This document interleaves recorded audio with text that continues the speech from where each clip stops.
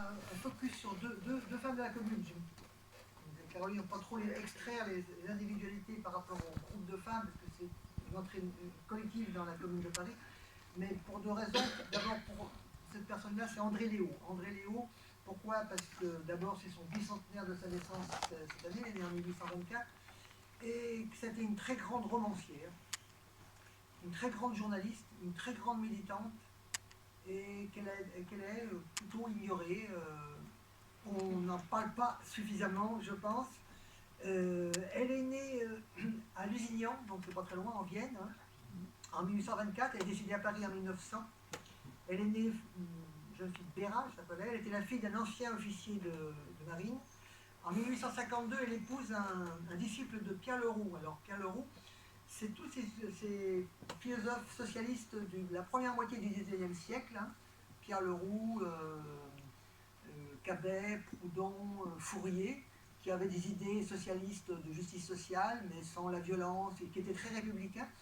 Et Pierre Leroux était le plus significatif. Il avait d'ailleurs créé une imprimerie coopérative à Boussac en Creuse. Hein. Il y a un livre qui vient de sortir sur cette imprimerie. Et ils voulaient refaire la société différemment. Ils ont beaucoup aidé au niveau des idées pour développer plus tard cette République démocratique et sociale. Donc elle se marie avec Grégoire Champsex et elle a deux enfants jumeaux qui s'appellent prénom André et Léo, et elle va prendre le nom de romancière de femme André Léo. Dans une époque où les femmes ont des grandes difficultés pour être reconnues. Elle revient en 1860 parce qu'elle est partie en exil parce que ses utopies étaient très mal vues par l'Empire. Et en 1863, son mari décède. Et là, la grande romancière se met en lumière avec des romans très importants comme Un divorce ou encore Mariage sacrifié, ce qui montre qu'elle s'attaque à l'exploitation des femmes dans le monde du couple, de la famille et du patriarcat. Et le Constitutionnel, qui est un journal, déclare en 1863 « Il y a des pages aussi belles que les plus belles de George Sand, même force, même ampleur et même simplicité, moins d'idéalité, de lyrisme, mais un plan mieux conçu, une observation très exacte des réalités sociales. » Pourquoi? Parce que contrairement à George Sand, elle est vraiment plongée au niveau des réalités sociales de l'époque. On a vu qu'elle va créer la Société des droits de revendication des droits des femmes en 1868. Et puis elle va se battre pour l'école. Alors, quelques extraits pour l'école primaire démocratique. La société est maintenant constituée, elle a ses statuts, voilà ce qu'elle dit. Elle espère ouvrir en octobre prochain une école primaire laïque. Cette école ne sera pas seulement une protestation contre les aberrations de l'enseignement actuel donné aux femmes, elle doit, dans la pensée de ses fondateurs, réaliser le plus possible le plan de l'école nouvelle, un enseignement fondé non pas sur les traditions monarchiques et religieuses, mais sur les idées de notre temps. Et après, elle aborde l'instruction des femmes. Le nœud de toutes nos difficultés et la fin de toutes nos luttes, c'est un enseignement nouveau pour la société nouvelle. Une école faite pour préparer des citoyennes et non des sujettes. Pour développer la raison, non pour l'égarer. Pour aider l'initiative de l'enfant au lieu de la combattre. Une école où la nature sera écoutée, la liberté respectée, dont l'égalité sera le dogme et où la fraternité n'aura pas besoin d'être prêchée. Donc elle a vraiment une idée d'une école, vraiment l'école laïque et ouverte à l'enseignement intégral. Elle va dans La femme et les mœurs, un livre très important où elle combat ce que disent les hommes, l'infériorité physique, intellectuelle des femmes, de manière très violente. Hein. Elle va démonter tout cela, et elle fait référence à ce moment-là à M. Condorcet, qui est un grand philosophe et un homme qui a écrit des mémoires d'instruction publique en 1792 et qui reste une référence encore d'ailleurs aujourd'hui. Hein. Voilà ce que disait Condorcet, qui était très féministe. L'habitude peut familiariser les hommes avec la violation de leurs droits naturels au point que parmi ceux qui les ont perdus, personne ne songe à les réclamer, ne croit avoir éprouvé une injustice. Par exemple, tous n'ont-ils pas violé le principe de l'égalité des droits, privant tranquillement la moitié du genre humain de celui de concourir à la formation des lois en excluant les femmes du droit de cité. Et il rajoute, où aucun individu de l'espèce humaine n'a de véritables droits, où tous ont les mêmes, et celui qui vote contre le droit d'un autre, quelle que soit sa religion, sa couleur ou son sexe, a dès lors abjuré les siens. Donc elle a déjà pris très fermement position par rapport à plusieurs points très importants.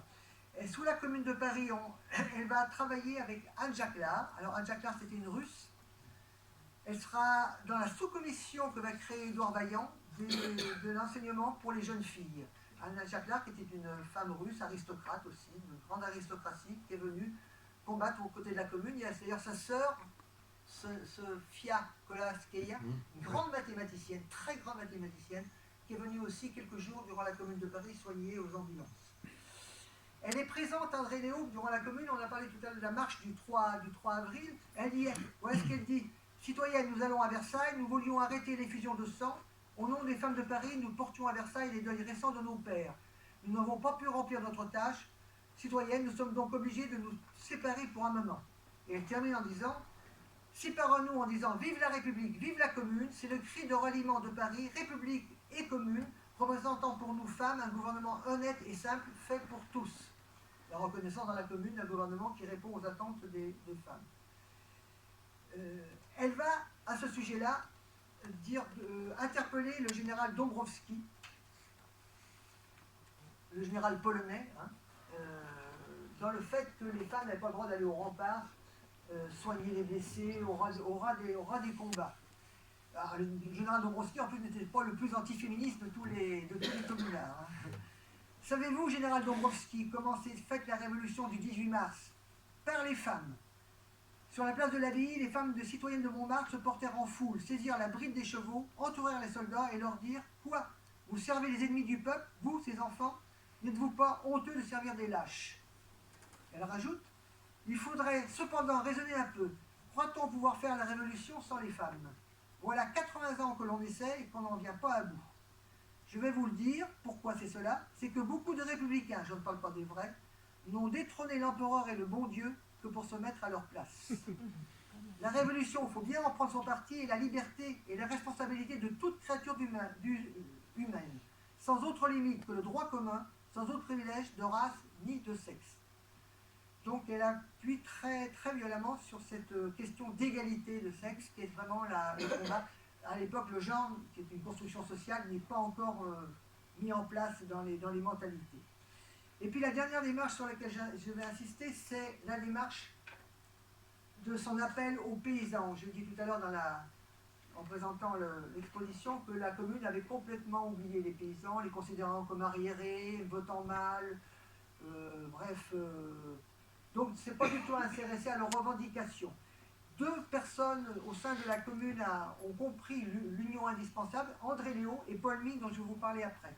Et André Léo a réalisé ce qu'on appelle, je l'ai ici aussi, voilà, aux travailleurs des campagnes, un énorme appel aux travailleurs des campagnes qu'elle a balancé à 100 000 exemplaires en province. Alors, beaucoup ont été brûlés à la sortie de Paris. Mais moi, en travaillant sur les archives, par exemple, de la sous-préfecture de l'Indre, le sous-préfet d'Issoudun alerte les maires en disant qu'un brûlot social, donc c'est cela, est en train d'être diffusé et qu'il fallait surveiller tous les aérostats. Donc c'est quelque chose qui a quand même eu portée, malgré le fait que Versailles amplifiait tout ce qui amplifiait beaucoup de choses. Et voilà ce qu'elle disait dans travers des campagnes. C'était la seule à mettre le paysan à la hauteur de l'ouvrier. Frère, on te trompe, nos intérêts sont les mêmes. Ce que je demande, tu le veux aussi. L'affranchissement que je réclame, c'est le tien. À toi comme à moi, la liberté, le loisir, la vie d'esprit et du corps manquant. S'il était vrai que la propriété est le fruit du travail, tu serais propriétaire. Toi qui as tant travaillé, tu posséderais cette petite maison avec un jardin et un enclos. Paris veut que le fils du paysan soit aussi instruit que le fils du riche, et pour rien. Paris demande que tout homme qui n'est pas propriétaire ne paye pas un sou d'impôt, donc elle avance des revendications, contrairement à la Commune de Paris qui n'en avançait aucune. Que celui qui ne possède qu'une maison et son jardin ne paye rien encore, que les petites fortunes soient imposées légèrement. Et termine en disant: Paris veut enfin, écoute bien ceci, travailleurs des campagnes, pauvres journaliers, petits propriétaires, elle s'intéresse donc à la classe la plus basse de la paysannerie, que ronge l'usure, le bardier, métayer, fermier, vous tous qui semez, récoltez, sûrs, pour que le plus clair de vos produits aille à quelqu'un qui ne fait rien, ce que Paris veut, en fin de compte, c'est la terre aux paysans, l'outil à l'ouvrier, le travail pour tous. Rien que pour cet hommage, pour cet rappel, elle mérite vraiment un hommage de reconnaissance incroyable par rapport à cet engagement. Et pour avoir travaillé sur la paysannerie dans les campagnes, elle a tout à fait raison. Le journalier agricole qui était dans la misère avait vraiment des rapports parallèles, des ressemblances très fortes avec le journalier urbain de Paris, l'ouvrier qui était exploité. Et il y avait vraiment une union possible à faire. C'est moi. Bah, c'est la fin de ta diapo, tes livres de tes fins de diapo. Voilà. C'est un